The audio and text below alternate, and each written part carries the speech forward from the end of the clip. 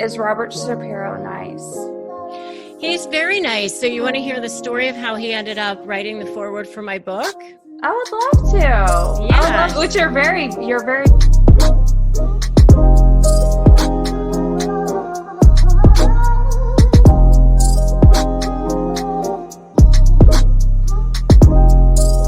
Hello, and thank you so much for joining Nashville Misty, or as my son likes to say, Misty Nashville. I don't think that he cares that I actually have taken the time to put it in a particular order.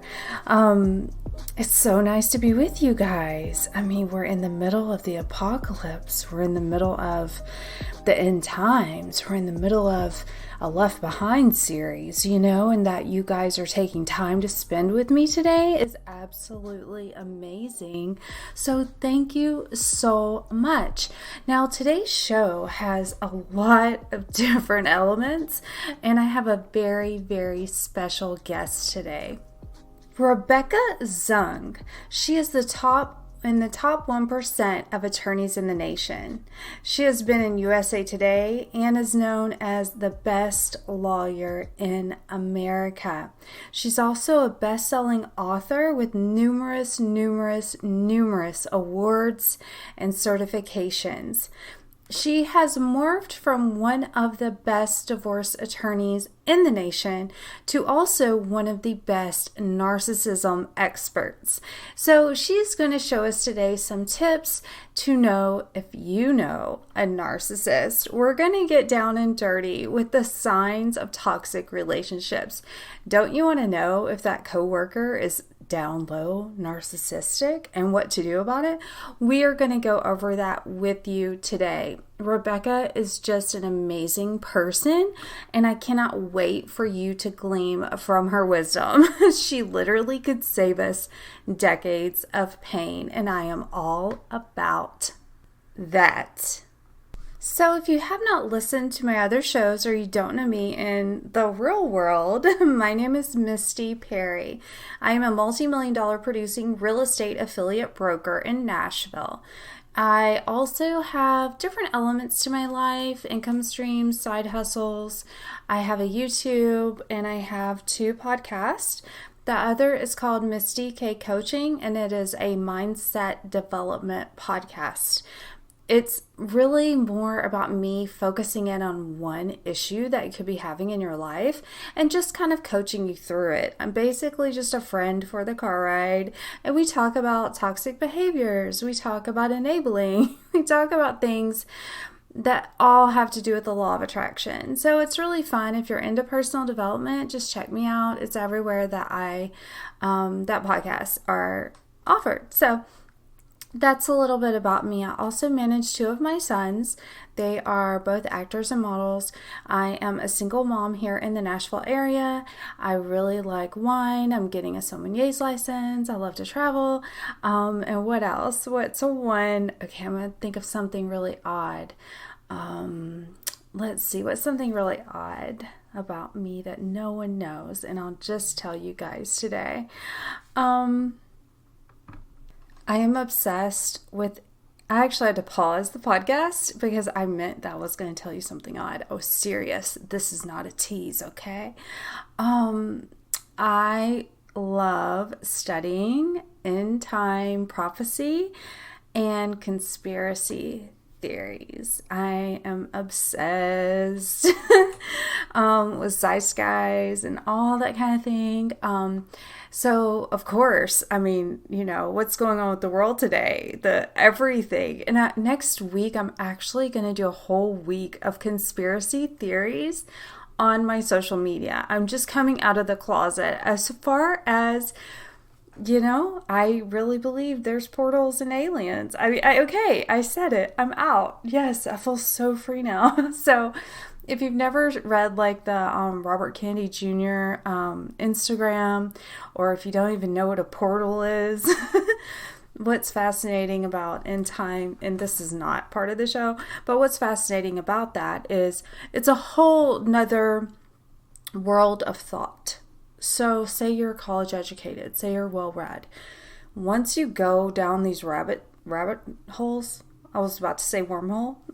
Once you start going down these wormholes, you kind of don't come back, because it's kind of sciencey and at the same time imagination. So it's very tantalizing to our brain to imagine, okay, what if this? What if that? So that's one odd fact about moi. Okay, so just a little bit about what's been going on with me. I don't think I've posted a podcast on here since May, and I'm slowly beginning to realize that managing my life is a little bit overwhelming, just to be honest. I've created all these businesses, t-shirt business, mindset coaching business. I'm selling CBD detox tea, which is amazing. And that's Linktree Nashville Misty CBD. The link is also, I will add it to the bottom of the details. So I've been doing a lot in the fitness arena, making workout videos. So just with this full spectrum of everything I'm doing, I have been a little bit overwhelmed because since we've been in quarantine, I can work nonstop. So there just has not been that social distraction, that everyday hustle distraction. So I have been definitely 100% overdoing it and overworking. It's no end. When you're an entrepreneur, you kind of have this fire. I don't even know that I would call it work. I would just definitely say that I've had absolutely no balance whatsoever. If I'm not taking care of my kids, then I am either editing videos, creating content, pouring out my heart on social media, and just trying to give in a whole new level, because I do want this to work. I do want the blinged out multi of blessings. It just a mega huge lifestyle as an entrepreneur. That is my goal. That is why I do what I do, why I create what I create. I have a goal in mind, and that is to be a millionaire, to be uber successful. And success is not just money. That's for me to be fulfilled, for my family to be fulfilled, for me to have impact, for me to continue to empower women. And that is my goal. That's what I'm doing. So I love what I do. I'm having fun along the way. A lot of meal prep has been going on. A lot of weight loss and fitness has been going on. The kids and I did travel prior to the mask requirement. We did travel, and there were some points that had to be used. Even in this crisis, people would not give refunds for travel. So we've kind of been forced to go and travel, which is crazy during a pandemic that these big companies will just not refund, you have to use them or lose them type situation. So we just got back from Florida probably a week or so ago, and down in Florida, definitely everything was much more relaxed. And here where I am, when I'm recording this, it's July 2020, and the county I'm in just required mandatory masks yesterday. So enough about that. I know you hear the M word all the time, so we're not even going to talk about it today. And you can follow me, Nashville Misty, all socials, and email me any questions, comments, concerns to hello@mistyperry.com. So for our quote of the day, now many of you probably think this was an Abraham Lincoln quote, but it was actually only later adapted by Abraham Lincoln. The original poet, John Lydgate, actually said these words: "You can please some of the people all of the time. You can please all of the people some of the time, but you cannot please all of the people all of the time." I felt that was really appropriate during a time when arguing is the new love language for the masses, to just remember that you're not going to make everyone happy. It's literally impossible. So if you feel a little burnt out, stressed out, overinformed, and argumentative lately, feel a little off, stressed, snappy, it could be because you think everyone should be happy or everyone should be pleased with your decision. And when half of the country feels we should be handling the pandemic one way and the other half another, not even to mention all the social causes, all the political back and forth, you're not going to make everyone happy all the time. So I have good news. Quit trying. Like, literally, just take a deep breath and quit. I hereby release you from all that built up crap in your brain. Focus on one thing to make yourself happy today, and you will be a much, much, much better person. Now, on Nashville news, oh my goodness, has this drama got deep, guys? Okay. So first of all, I'm going to read you the definition of antebellum. And if you know country music, you know exactly where I'm going with this one. So the word antebellum actually means, if we're going to pull out our dictionary, our receipt dictionary, it means occurring or existing before the war. It's actually Latin, and the word antebellum, it's two different words, A-N-T-E space and then bellum, literally means before the war. Now, this word was adapted heavily in the South after the Civil War when people wanted to refer to the quote-unquote old way of life. Now, the word antebellum has been used for way of living, for furniture, architecture, which also has a lot of Greek influence. And this word has been used over the generations just to describe this particular time in history. And during our socially conscious revolutionary awakening globally happening right now, they decided, the group Lady Antebellum decided that they were going to change their name to Lady A. However, whoever is in charge of being a publicist over there at this big, I don't even know which label it is, but I'm sure it's huge. No one stopped to check or see if someone else was already using the word Lady A. Now, Lady A actually is a blues singer, okay? So an African-American lady was already using and going by the name Lady A for over 2 decades. So, formerly Lady Antebellum reaches out to Lady A and says, "Hi, we would like your name." Negotiations, you know how this goes. Back and forth, lawyers, this, that. The lady actually gave this quote to Entertainment Weekly: "I am not going to be erased." They wanted to buy the name, or they were going to offer to buy the name from the original Lady A, and she wanted $10 million. At that point, negotiations completely broke down, and now it is in the Nashville court system. So, super fascinating. Super, super, super fascinating. No good deed goes unpunished. There's a lot of quotes I could use here. I would say definitely whoever was in charge of being the publicist or the fact checker or legal department at that label, I would definitely hold them accountable, because that's a quick Google search, and if, for instance, this particular band love their music, don't quite care for their temperament,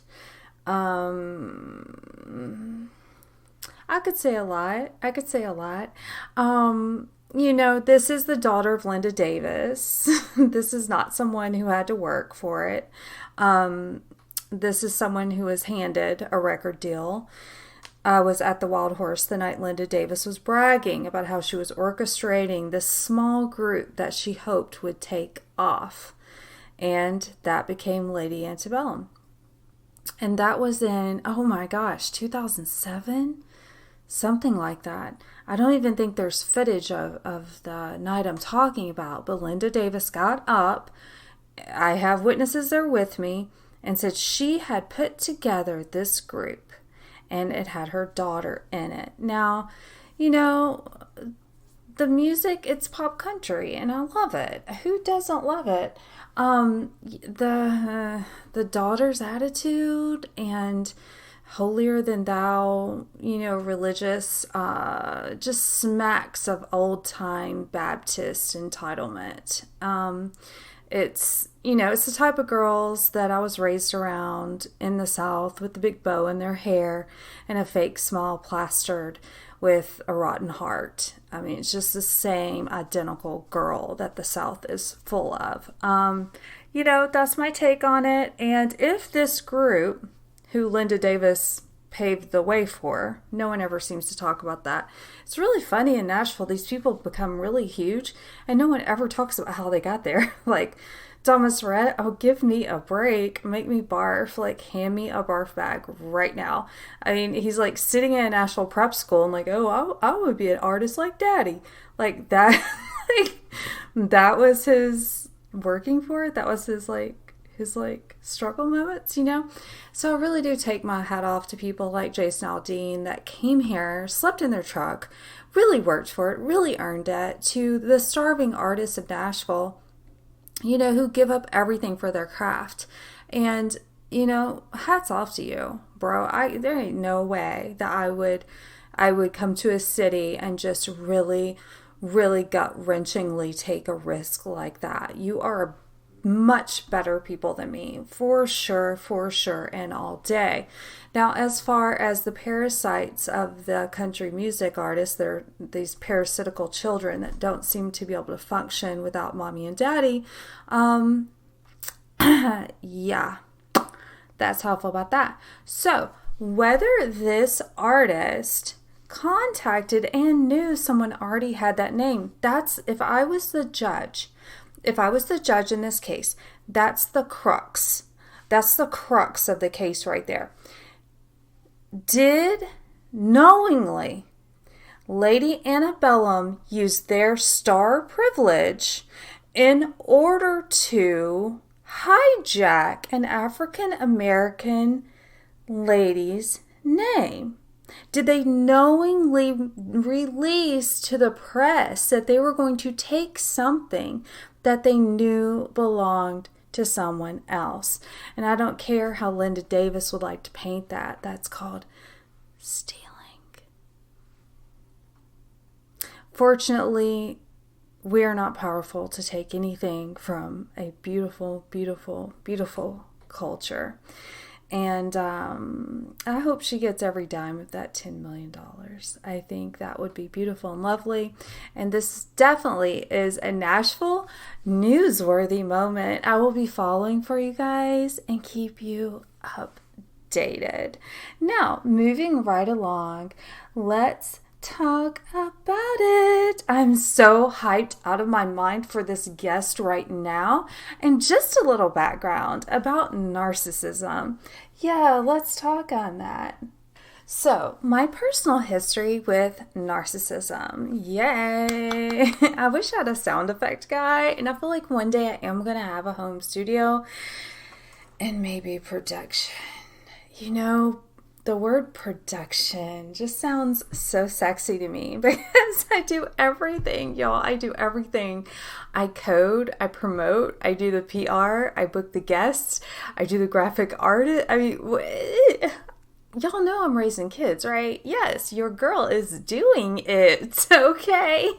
So when I hear people complain, I'm just like, no, sorry.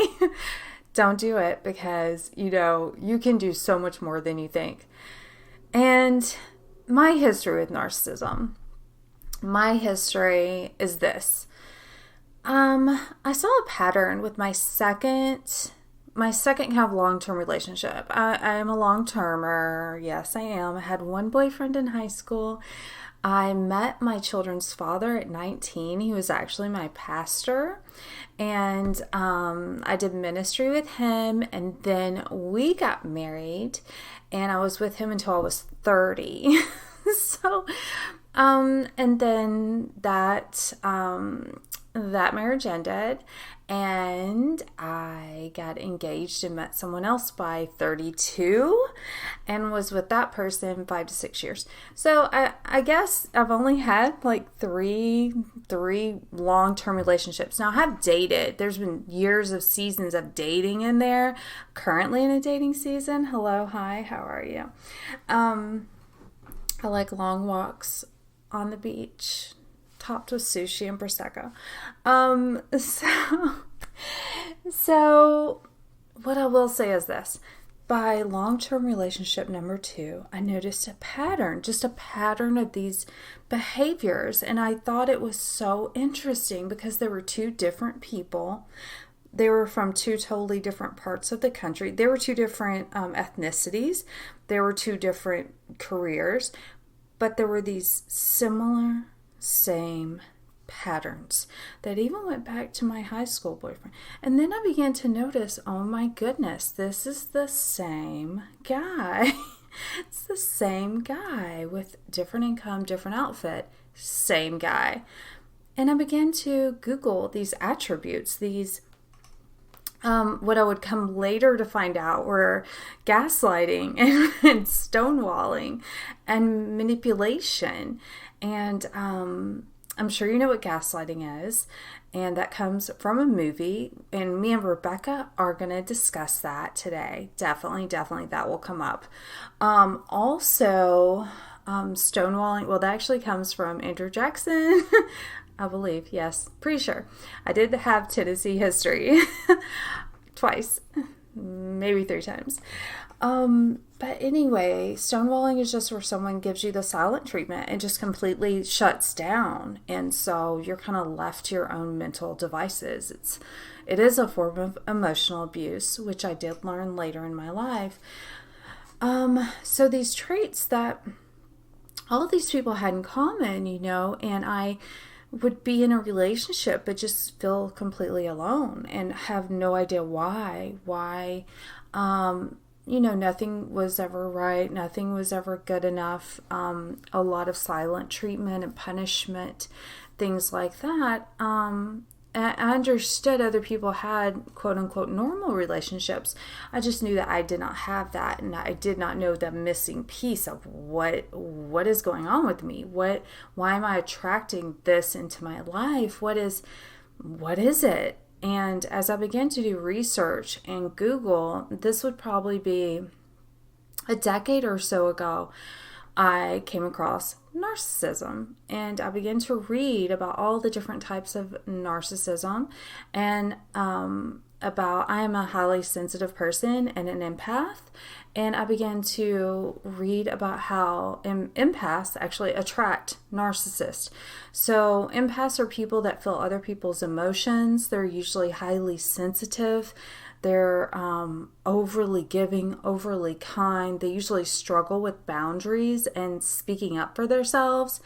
And they make perfect candidates for a target of a narcissist, because narcissists actually pick their mates and target specific people. They're usually highly intelligent targets. They like the best of the best. Remember, narcissists have this skewed sense of reality and self-actualization, so they believe they deserve the best of the best. So a lot of people that you see that date these dominant alpha male narcissists, usually very attractive girls, very sweet girls. Maybe you know this girl as, well, she always likes bad boys.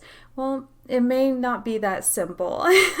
It may be that she is an empath who happens to be attractive, who is attracting these narcissists. And especially covert narcissists can seem like humanitarians. They're helping other people. They talk about all their good deeds all the time. So how could they be bad? And today I have a very special guest that's going to dive in deep. I am so thrilled to have her on the show. Joining us today, we have an incredible special guest, and I'm actually just so honored that she is on the show. I have been watching her videos on narcissism abuse, and her strong presence is just a warrior for women. This is best-selling author. She is top 1% of lawyers, Rebecca Zung. Would you like to introduce yourself? Thank you. Oh, well, let's see. Yes. So I've been a divorce attorney for over 20 years. And a few years ago, I decided to not be practicing full time. I had the largest family law practice in Southwest Florida for a long time until it basically ate me alive.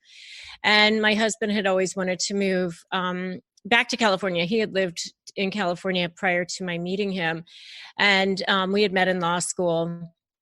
And he wanted to move back, and it was a good opportunity for me. So I merged my practice with two other guys about 3 years ago. And, until COVID hit, I was going back there about once a month for a week at a time. But I obviously haven't even been there since February, at the end of February at this point.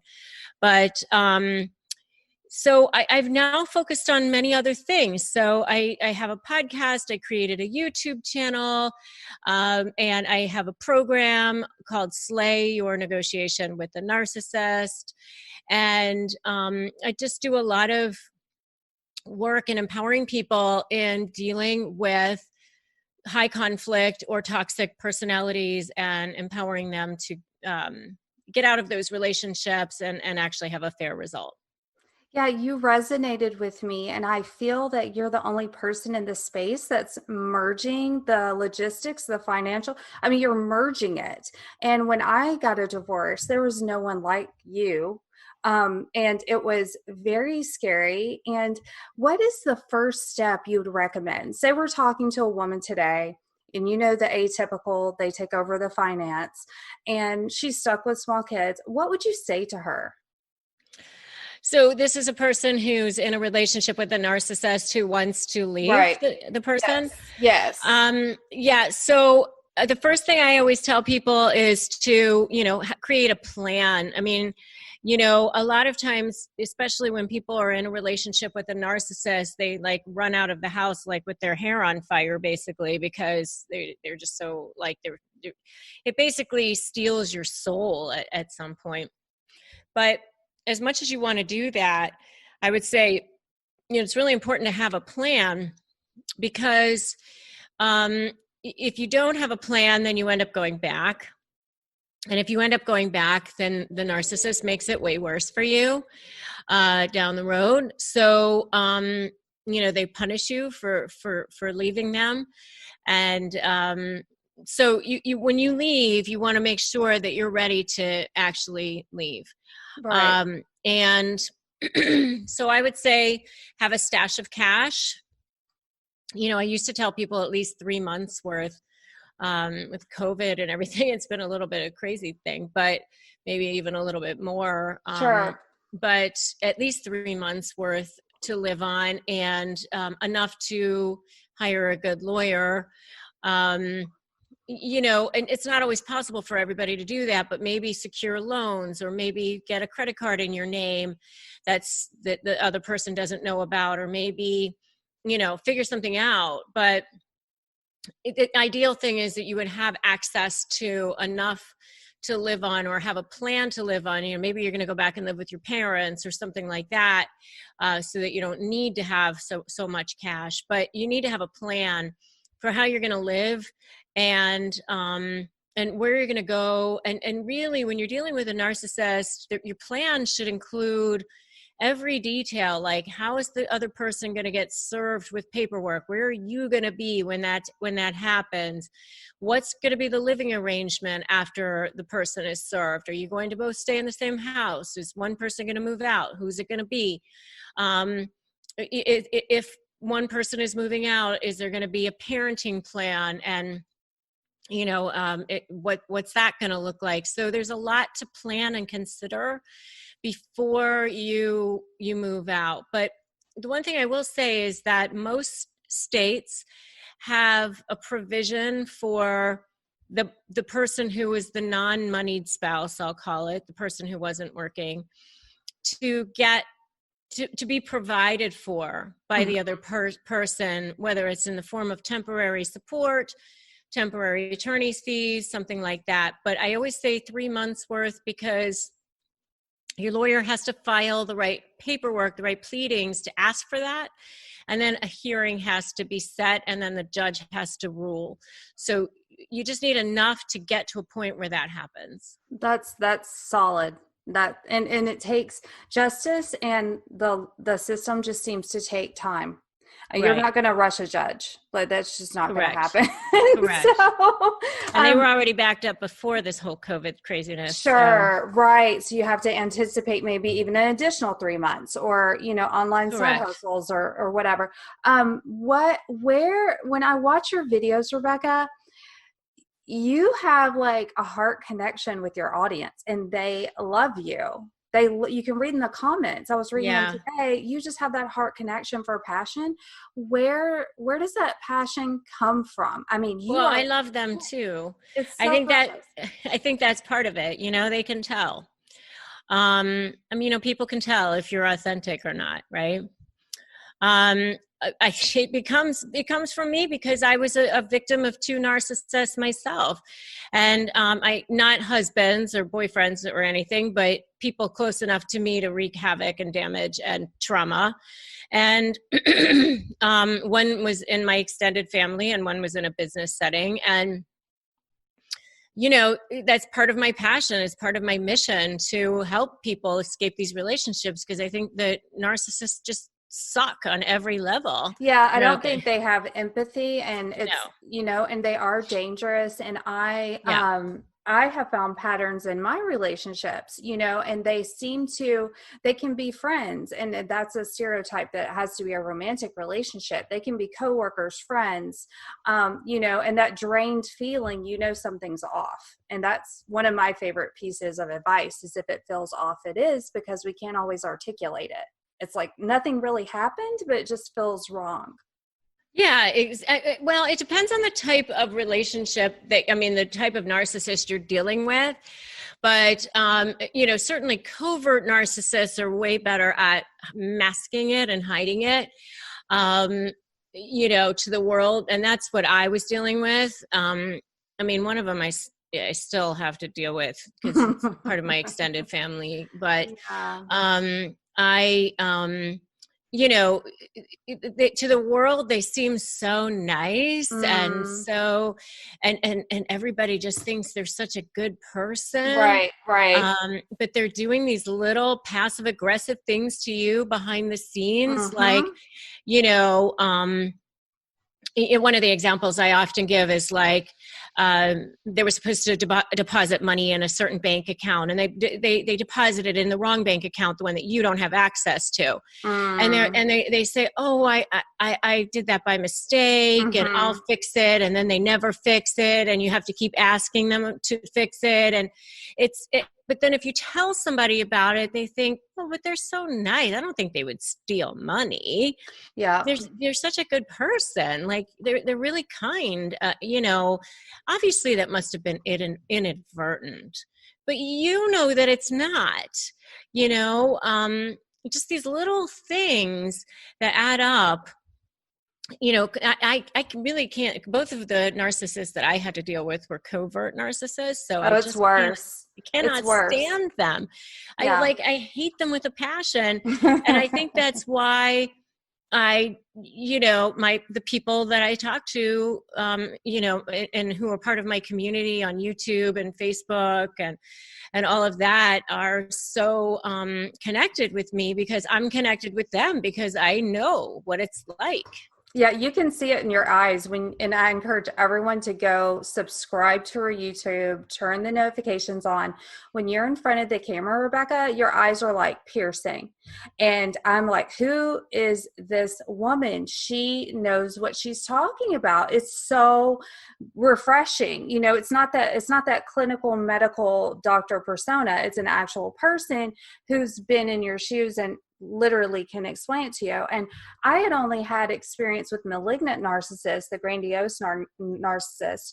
And I thought, well, I'm just going to date a really nice, quiet guy. And it ended up being a covert. And to me, Ugh. that it was worse. Oh, so much worse. So much more demeaning, because it was a lot more of the crazy making going on, because I couldn't prove what he was doing, because no one else would get it.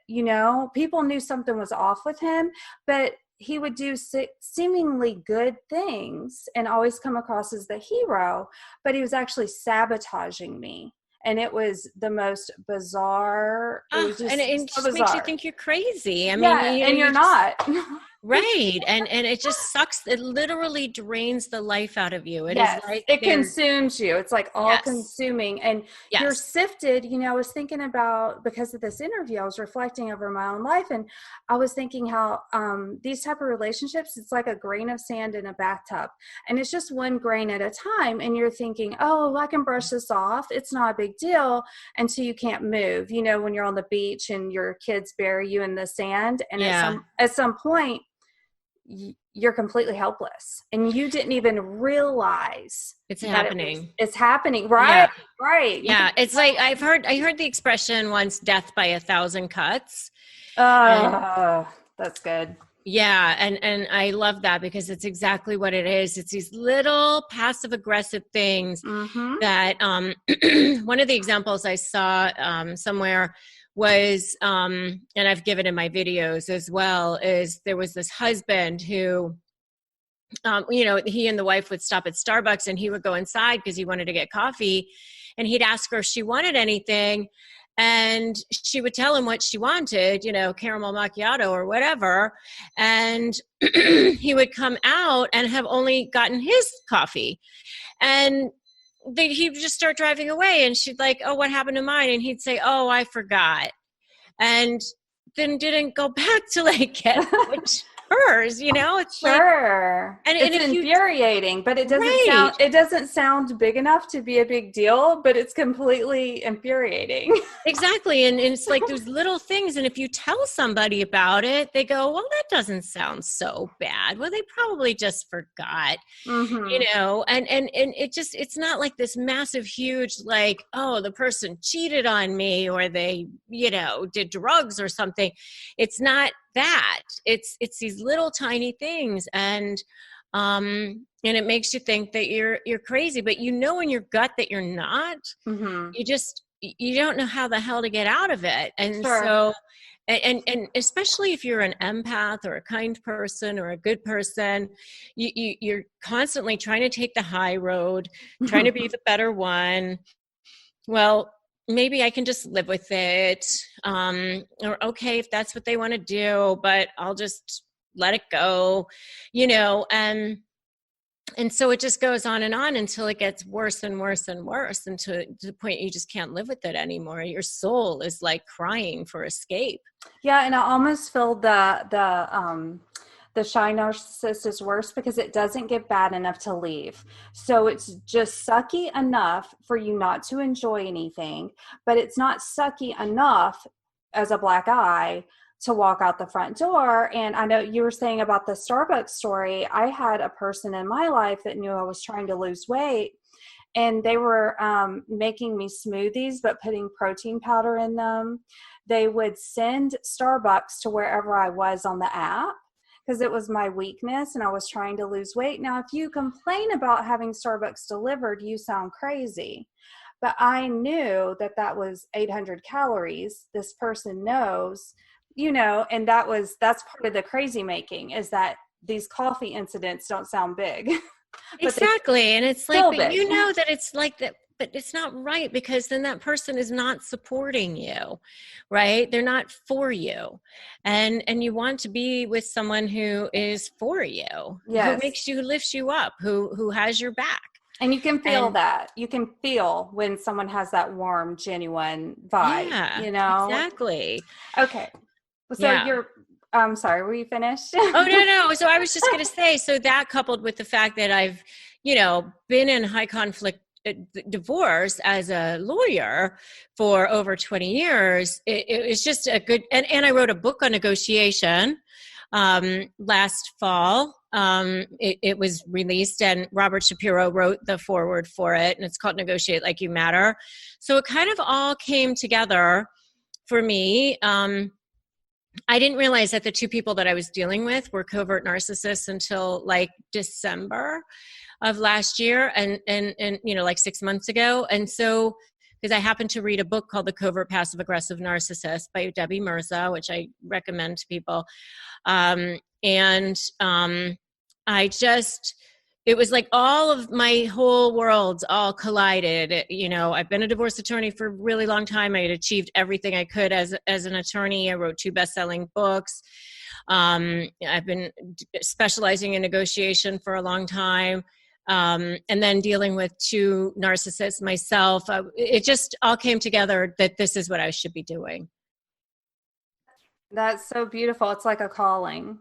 And Exactly. I think, yeah, when your calling is lined up with what you're doing, you see that passion. You can see it. Okay, so your most viewed video, do you know what it is? Oh yeah, How to Make a Narcissist Panic is like 200,000 views. It's crazy, I know, you're almost at 200,000. So I'm going to rewatch it on all my devices to get you there. And I'm like, thank you. She has to be at 200. So I'm going to spam everyone. Oh, I love it. Thank you so much. So in that video, it was a great video. But I feel like the videos where we hurt narcissists or I feel like those rate higher because I watch Narcology. I watch, Dr. Rami, I think I'm not pronouncing her name correctly. Ramini, yeah. She's a friend of mine. Yeah, we've done a lot of videos together, actually. Yeah, and those rank high. So can you give me 2 talking points from that video on how to make a narcissist panic? I don't even remember what I said in the video, to be honest with you, but so I'll just go off the cuff. Okay, I gotcha. But how are you going to make a narcissist panic is do anything that cuts off their form of supply. So narcissists need an endless amount of supply. Supply is anything that feeds their ego. So what I tell people all the time is that they have no inner sense of value. And I liken them to like the hollow chocolate Easter bunnies. Like they look nice on the outside, but there's nothing inside. So they have to get all of their feeling of value from the external. And their feeling of value can come from anything from, look at the big house that I have, look at the amazing job, look at my kids go to the right private school, I live in the right neighborhood, I'm friends with the right people. Like all of those things can be supply. But supply can also come in the form of, how they treat people, like degrading, debasing, intimidating, victimizing, they get supply out of that too. So how you make a narcissist panic really is just taking away their supply. So making them look bad, exposing them for who they are, exposing them to people that they respect. In my world, I tell people all the time that, one of the things that narcissists do not want is to look bad in front of a judge, because that's somebody that they respect, but they also don't want to look bad in front of other people. So they don't want to lose custody of their kids or get a result that they don't think is fair. So how you make a narcissist panic is anything that's going to expose them for the fraud that they are. Yeah, that's absolutely awesome. I think you said in that video, you actually said that they like your weaknesses. So if they can find your weakness, they will. So, if it is a coworker, maybe try to be a little, withholding of your true self because that person is just going to exploit you. Yeah, for sure. Because, finding your weaknesses, they get to build up themselves by, cutting you down. They try to reinflate themselves by deflating others. I'm going to buy your book, that Negotiate Like You Matter. That is the best title ever. How did you come up with the title? Thank you. So it stemmed from, I heard Oprah long ago, right after she finished doing her shows, that all human beings have the same, are the same, regardless of where you live or financial status or male, female, whatever. All of us as humans have the same need, and that is to feel seen, heard, and know that we matter.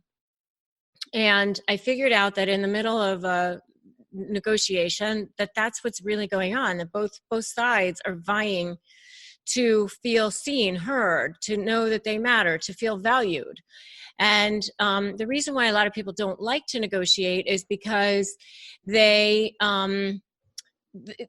there's this third thing going on, which is the transaction. It's not just a conversation between two people. It's going to be reduced to a writing, and that writing is going to be a visible result of what happened during that transaction. And for people who haven't done the inner work, they can equate that outcome as, the measure of that as a measure of their own value as a human being. So rather than, it kind of equates to, some people think if I failed at something, that means I must be a failure. It's kind of that same thing. And so I figured out that in a negotiation, that if you want to get to a result or a resolution that everybody can live with, maybe not necessarily even happy with, but can live with, both sides need to feel like they got value out of it. So MATTER is actually the acronym for, I like acronyms, so it's easy for people to remember. So slay your negotiation is an acronym, and negotiate like you matter as an acronym. So MATTER is the acronym for how to negotiate. They're the letters, each stand for a step in negotiation. Oh, that's awesome. Is that all in the book? Negotiate. It's all in the book. Yeah. Okay. They're gonna have to buy the book to know what the acronym means. Absolutely. Build some anticipation. Okay. I only have one question left for you. Is Robert Shapiro nice? He's very nice. So you want to hear the story of how he ended up writing the foreword for my book? I would love to. Yeah. Which you're very beautiful. I hope that's not inappropriate. You are, I mean, you're just stunning and really brilliant too. So, okay, tell me the story. Thank you. So, for my first book, I had gotten a testimonial from John Gray, who wrote Men Are From Mars, Women Are From Venus. And so I knew it was really important for me to get some good testimonials, because after I had written my first book, that's when I started to do a lot of the national television and things like national publications. And so I really wanted to see if I could score some good testimonials for my book. So what I did was I actually wrote like 3 testimonials for each person that I sent an email to. And I looked for their real emails, and I actually wrote personal emails to each person that I wanted a response from. And, not just some pat thing that I sent to everybody. Like, it really took time to address stuff about each person personally. Like I looked up what was important to Robert Shapiro and wrote an email to him based on that. And I had just been on Extra, like I've done a lot of national TV. And so I had just been on Extra like the day before. So I told him in the email, like, oh, I was just on Extra yesterday and blah, blah, blah. And so I gave him 3 choices to choose from, and I attached the manuscript. And I had never met him before. I mean, I have now, but I hadn't at the time. And he immediately wrote me back, like within an hour. He wrote me back and he said, call me, let's talk. And I was like, holy smokes, right? Wow, you negotiated that, did? Yeah, well, but I had put like 3 testimonials in the email because I thought if he wants to just pick one, he could just pick one. And that, Sure. I was trying to make it as easy for him as possible. So that was like on a Thursday. So we ended up talking on Monday or something, like just after the weekend. And we get on the call, and he had already read the whole book at that point. And he was even pointing out typos and everything, which I promised him it was in editing, and but I knew he had read the whole book. And so he said, "What do you want from me?" And I said, he started off by kind of goading me. He said, I don't really like divorce attorneys. And I was like, "Well, you're talking to me for some reason. So you told me to call you." So he laughed, and he said, "Well, but I like what you're doing."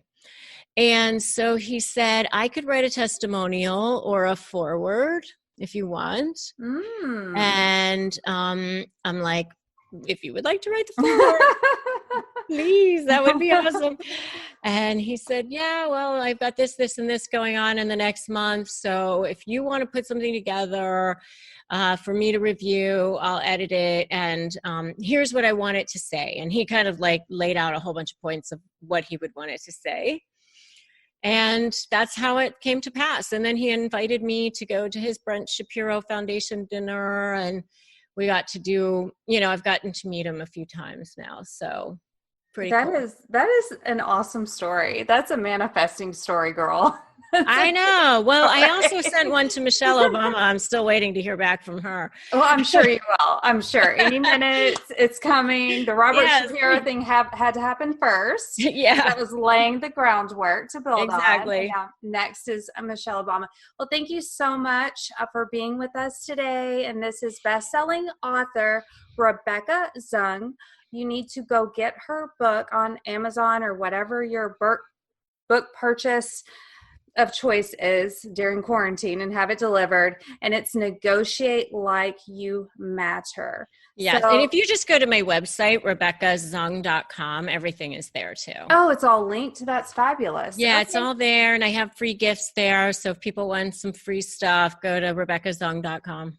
Yeah, and your YouTube channel is amazing. I can't stress that enough. Yes. I will put your website and your YouTube. I'll actually link that in iTunes so people can easily navigate there. And thank you for being on the show. This really meant a lot to me, and I think you're so accomplished, and I really appreciate it. Thank you so much. Hey, have a great weekend. Bye. Thank you. Bye-bye.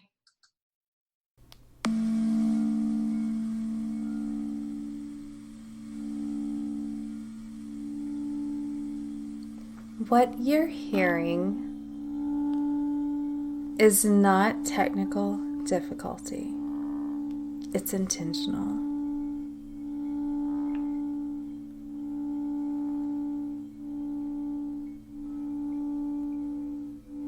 This, my friend, is a sound bath.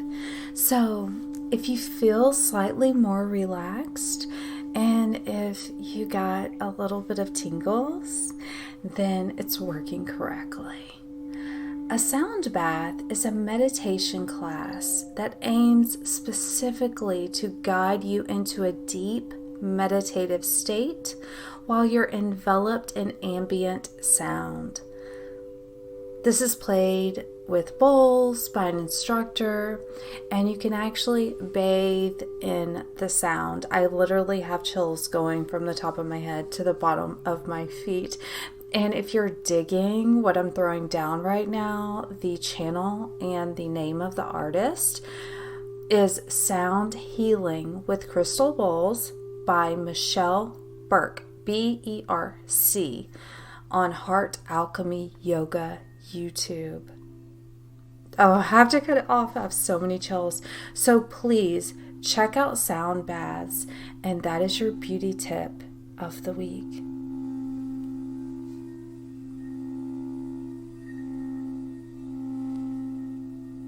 I hope that you have enjoyed this week's podcast, and I would like to thank my very special guest, Rebecca Zung, for taking time out to kind of shed some light into the darkness of the narcissist brain.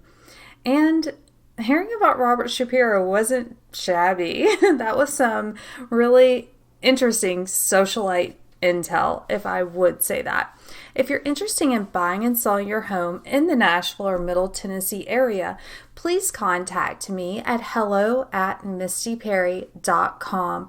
I would absolutely love to work with you. I work with all credit types, and I'm open to discussion, negotiation on anything you need to get done in real estate. I'm not just here to work for you.